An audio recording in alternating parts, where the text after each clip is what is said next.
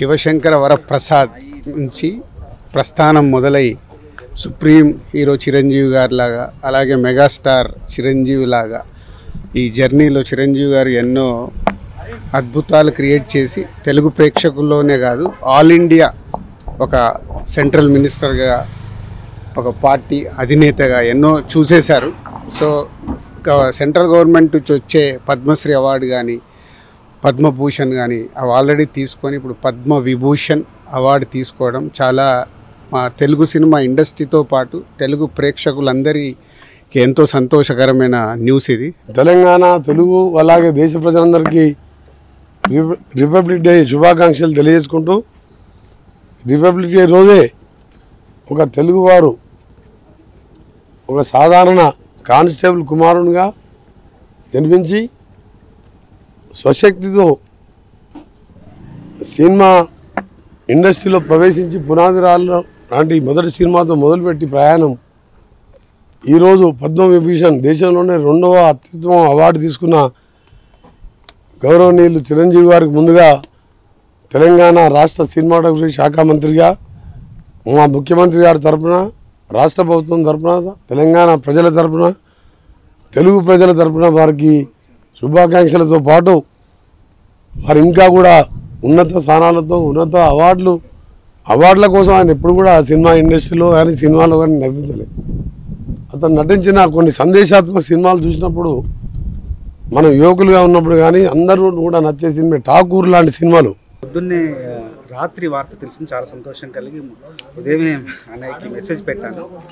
అడుగడుగున మాకు స్ఫూర్తిదాత, ఆదర్శప్రాయులు మీరు మా అందరికీ కూడా అని చెప్పి మెసేజ్ పెట్టాను. అయినా కూడా నాకు సంతృప్తి కలగలేదు. ఒకసారి వచ్చి కలిసి నేను చూద్దామని వచ్చాను. వచ్చి పుష్పగుచ్చం ఇచ్చి అభినందించారు. చాలా మురిసిపోయారు, చూసి చాలా సంతోషపడ్డారు. నేను ఇప్పుడే మెసేజ్ చూసి అందరికి చెప్తున్నాను, ఈలోగా నువ్వే వచ్చావు.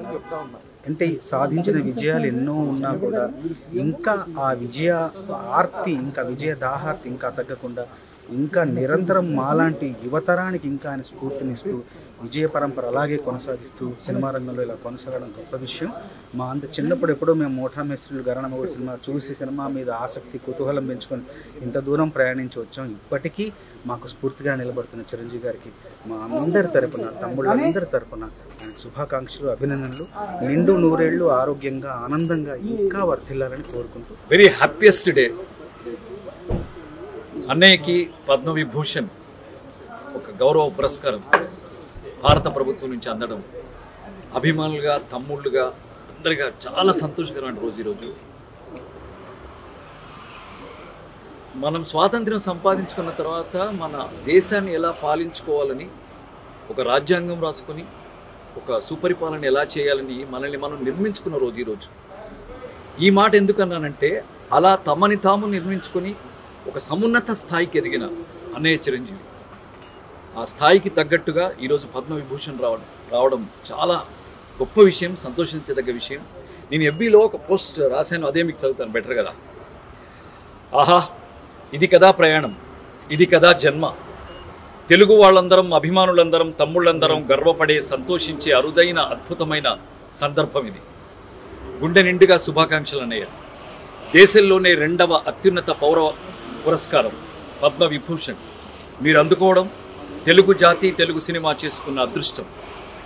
ఒక సమగ్ర చిత్రానికి, సమున్నత శిఖరానికి, సదాశయ ప్రయాణానికి, సచ్చీల సంస్కారానికి, సముచిత సమాధానానికి, సమయజ్ఞత మూర్తిమత్వానికి, కృతజ్ఞత ప్రతిరూపానికి, మా అన్నయ్య చిరంజీవికి, మా మెగాస్టార్కి, మా గుండె గదుల అపురూపానికి, వినయభూషణుడికి, విజయభూషణుడికి పద్మవిభూషణ్ గౌరవం దక్కడం అద్భుతం, ఆనందం.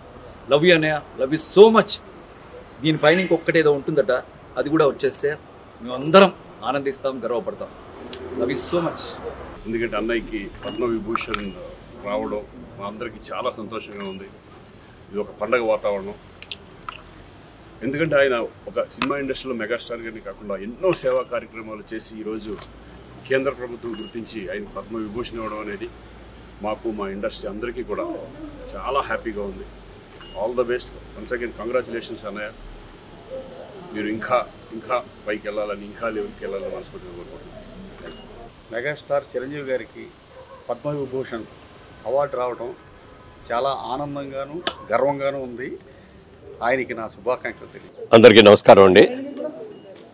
ఇవాళ జనవరి 26వ తారీఖు భారతదేశం అంతా కూడా స్వాతంత్ర దినోత్సవంగా రిపబ్లిక్ డేగా మనం అందరూ కూడా జరుపుకుంటాం.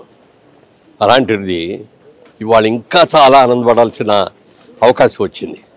అది భారతదేశంలో 2వ అత్యుత్తమ అవార్డు, భారతరత్న తర్వాత పద్మవిభూషణ్ నెక్స్ట్ అవార్డు. అది ఆ అవార్డు వెంకయ్యనాయుడు గారికి రావటం, అలాగే మా సినిమా రంగానికి సంబంధించిన చిరంజీవి గారికి రావటం మరీ సంతోషంగా ఉంది.